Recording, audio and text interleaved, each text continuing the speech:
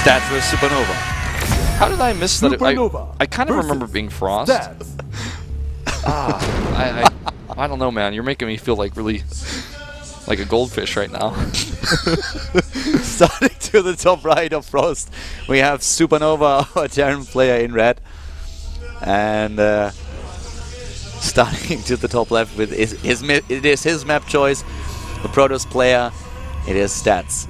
I could see SuperNova meching on this map. It's a pretty good map for mech. It's like this one that I just had to associate one statement. What was this? No, I don't have ADS. Oh, look, a squirrel. Do you know that? What, the thing from, was it from Up? I have no idea what that was. I don't know what it's from, but super short attention span. It's like, no, I don't have a problem with like concept. Oh, look, a squirrel. Yeah. There's a... I'm good. No, you're fine, but like, yeah. Map 3. We are going to I think he's going to pick Frost. You think he's going to pick Frost? I'm not sure, dude. Like, I guess we'll have to find out. SuperNova is going to go down a third, more different path this game and go into Command Center first. Yeah. Command Center first for him, so playing this, catering to the map. Big map there, and so far no scout for Stats, just now sending... Nexus first. Yeah, never probe down to the Nexus. So, they both went to the bathroom together and had a gentleman's agreement that nobody knew about. They're saying, like, you know, I'm going to CC first, you Nexus first. Like, we'll play like a no-rush 8 game. Ah, okay. I would love another mech game. I would too, and I think it's still possible, even with a CC first, you can just add the double gas. I think that bio is stronger, but I just love watching mech. The thing about mech is that it's different and unique, and this matchup is so figured out that it almost feels like it's the same game every time, a lot of the time. And when you have a player going for Blink Stalker on things, get a little bit different, but in general, this matchup is like really figured out, and as a result, like when somebody mechs, you're like, whoa, could we have a shift? And it gets really exciting.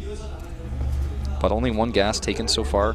Probe will see the CC first, then come in the main. Very unlucky scout for SuperNova there. Yeah, exactly. His Stats gets a perfect scout off. They both scout clockwise, and SuperNova will find out very, very late where his opponents spawn, which is quite unfortunate for him. Goes bottom right first. He is actually going to go for a Marine instead of a Reaper, so going to see a factory up here pretty soon with that gas. Yeah, he doesn't know that there is a Nexus first for his opponent as well. That's definitely a bit of an issue here, but the bunker at the front is going to save him from any time of early game aggression, which we will not see. You know what's really scary for SuperNova is he's like, wow, I went CC first, and he knows I only have 1 barracks and I have gas, so I've got to be really careful, because if it's like a very aggressive play coming through, he's going to have, you know, I mean, right now he literally has 1 Marine on the map, and two to in a second, but like... Yeah, he has no idea that there's Nexus first, and this is a problem for him, because there could be aggression. Yeah, he has to be careful, and almost too careful. He's not taking any crazy precautions. You know, at this moment in time, a Mothership Core could be flying into his main base, and he'd be in a big, big amount of trouble. But he's just sticking with the build. He's sticking to the plan, and it works out for him because there is no aggression coming his way. Reapers, rather the reactor going down on the barracks. The factory's finishing up here. And what could we have here? That's an interesting location for a forward pylon. Yeah. Because it's not real, it's just hidden, it's not even really exactly forward. It's not very close, it's just him hiding a pylon there for additional attack. Whereas, by the way, SuperNova is going into the same build again that he showed in game number 2. He's, apparently we're going to see Twilight Council, maybe even DTs here. Well, it could be DTs, but I think because, well, he's getting a Robo too. And that's usually indicated that he wants to get like a War Prism and get DTs into the main base. But he doesn't keep the probe there, so he's going to like hide the Twilight Council in one place and hide the Dark Shrine somewhere else, possibly? I kind of doubt that. Is he going to do that? He's got his probe like down at the bottom. He's moving back with a probe, so I'm not quite sure. He could move back and just have a scout in there. This is kind of funny for SuperNova because he scans and sees a Robo now. He goes back. He goes back to the pylon, so I think he's going to drop the Dark Shrine now. Yep, there it is. Yep, Dark Shrine. War Prism will come out. War Prism for the DTs into the main base.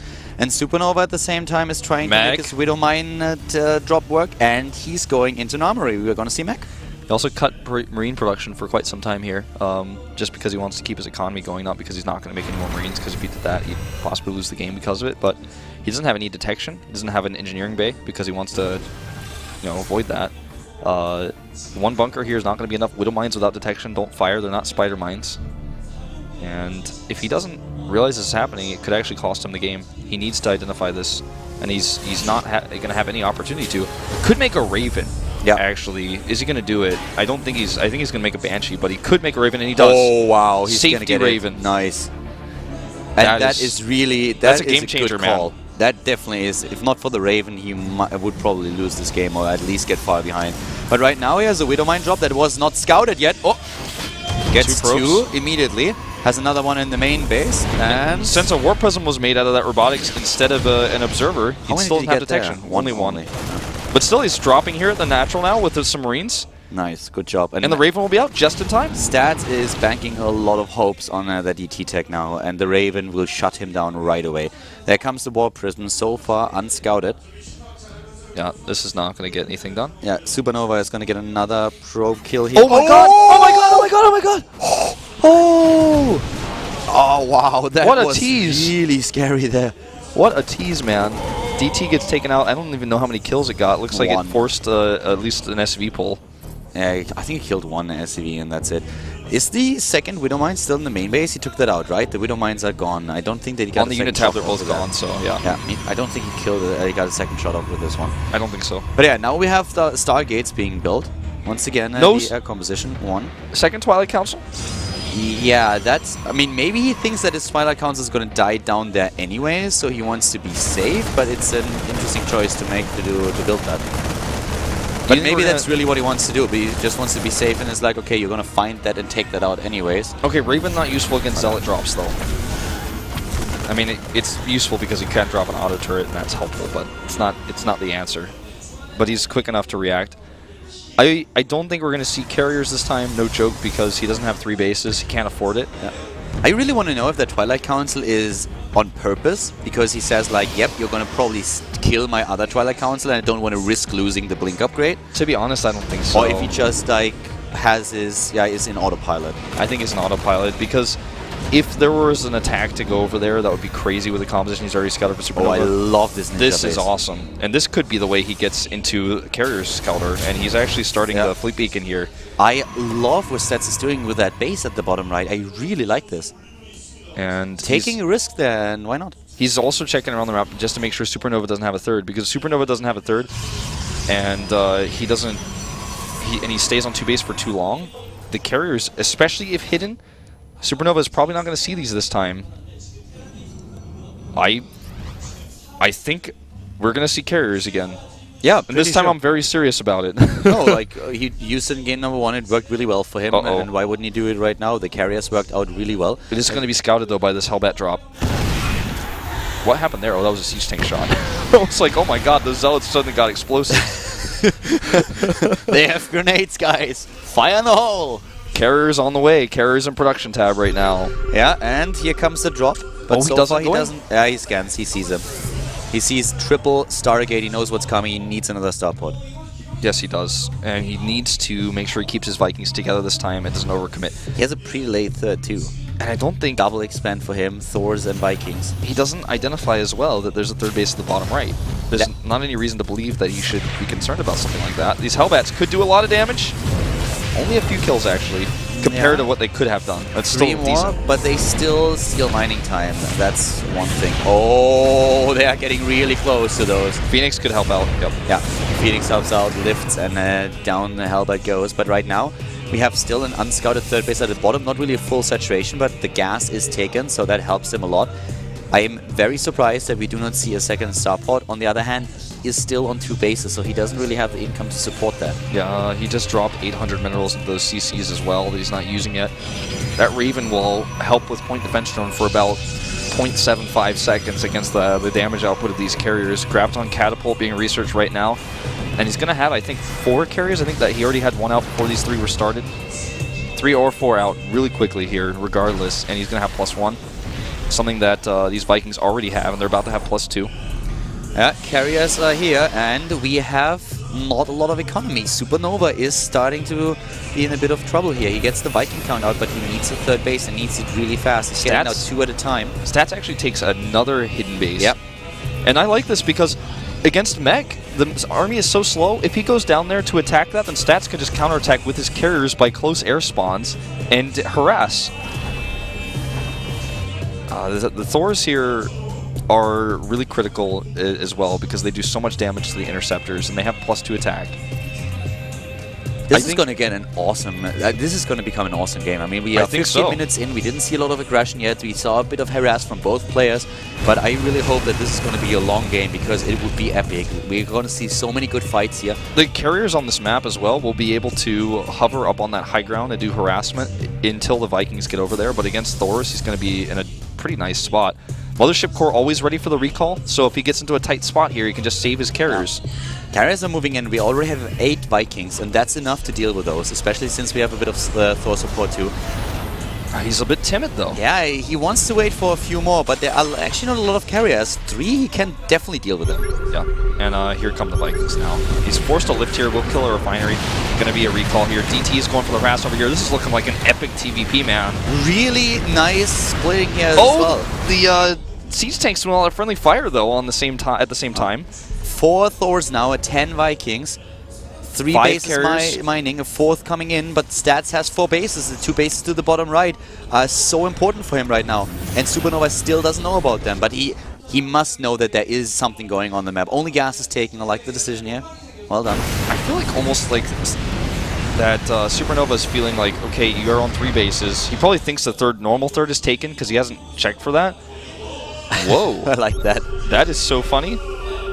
But I feel like he's thinking that, all right, you're just going to commit to carriers, and all I have to do is kill that once, and then I win the game. 7 carriers already against 12 Vikings so far. Where's that second star pod that we talked about? He's got it now. He's got it, yeah. He's building 3 at a time. There's another base taken. This time the normal 3rd base that he could take here. Scan's going down on the map, but he still does not... There he goes. Shouts at the bottom right with a scan. He sees it. But now he has to drop. Knows. He has to drop. He can't attack the base directly. He has to go for like a Hellbat drop or 2 Hellbat drops. This is such a great game for a 3rd map. Going for an aggressive move out with his whole mech army is going to cost him dearly. Notice that Stats immediately identifies that that's been scouted, so he goes for an attack to make sure that he can keep SuperNova at home and also starts a cannon down there. And he attacks both sides here. Gonna kill so many Vikings. There's the point defense drone down. Where are the Thors? He needs them now. Yeah, but they are on the way to the bottom too many right. carriers there here, are Kaldor. not enough Vikings for this. This is starting to look disastrous for SuperNova because he doesn't have the response that he needs. Those 3 Thors, 4 Thors, 5. I've had a problem with counting. This has been something that... Yeah, 5, 6, and 7. There are 2 or more coming in, but the Viking numbers are just not enough. I cannot believe that he really took this battle. He really thought he could beat this, apparently, but he doesn't have the Viking numbers, and he's only building 3 Vikings at a time. Damn, Kaldor, this game is awesome. I mean, SuperNova is building a really cool composition. He's trying to reinvent the wheel right now, whereas Stats is like, I already made efficient the wheel. And this base is to the bottom right. Can't actually attack those directly. Carriers need to actually be careful about this. The Thors are targeting with that payload. Here we go. He's trying to snipe that Mothership Core, and it goes down. And we have now that's support. A problem for the Thors, but the ground support is coming through. There's no repair. If he had SCVs over here, this might be a different story. And what's the big problem here? It's just that we had Stats spread his bases out so far. So SuperNova had to send something down there, but the attack at the top does so much damage, and there's always a chunk of the army missing. At the beginning, he threw too many Vikings away because he was trying to really kill all the carriers only with Vikings. Didn't use the Thors. He completely misjudged the situation there twice. Yeah, this is SuperNova puts now this base out of commission. He also stopped mining at the 3rd base over here. But Stats is camping the production now. Yep, and he's... Well, SuperNova needs to target the probes here. But yeah, I mean, this is probably going to be game because he can't make anything, and everything he does make gets killed. Exactly. He's just losing way too much here. There are more carriers coming in. He's just sending units across the map, and the production is camped. He's going to lose this base, and Stats is going to go to Code S. We have our Protoss player advancing here. SuperNova just miscalculated. What lost him the fight was when he tried to kill all the carriers with only Vikings. That lost him the game. What we rarely see in this matchup is mech, and what we rarely see even beyond that is the response being carriers instead of just a commitment to Immortals and you know, Storms. And I think SuperNova might be caught off guard by this response. Maybe he's not used to fighting against carriers. Those Widow Mines could kill a lot of interceptors. It's not going to matter. It's too little too late. Yeah. Now really, in my opinion, what lost him this game, or at least what brought him so far behind, is when he lost all the Vikings, or nearly all the Vikings, against only carriers, because in this situation what he could have done is just wait for his Thors and fight together, and then he doesn't lose everything. But from that point on, his anti-air was once again just so small that the rest of the fights always ended in Stats' favor. It was also just, I mean, the hidden bases he took were, even if scouted, so difficult for SuperNova to attack. Oh yeah, no doubt about that. I mean, Stats played really well there. The space that he took, I love the decision, and he really played a great game. He always knew when to fight, when to recall back. He took only the fights that he could win.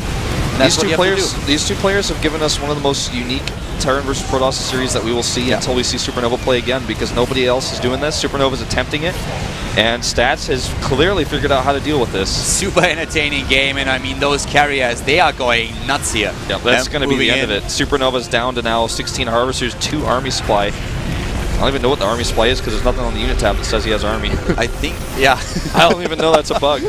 Oh, now it disappears. I guess it updates a little bit less frequently, but yeah. Yeah, 15 Harvesters, that's it, and SuperNova is just trying to come to terms with it. He never even scouted the second base. GG. Stats takes it and goes to Code S. Protoss player number 14 to qualify. Congratulations to him. Carriers, SuperNova. man. Yeah, Carriers. Carriers carried him to victory. SuperNova, on the other hand, is not out of this yet.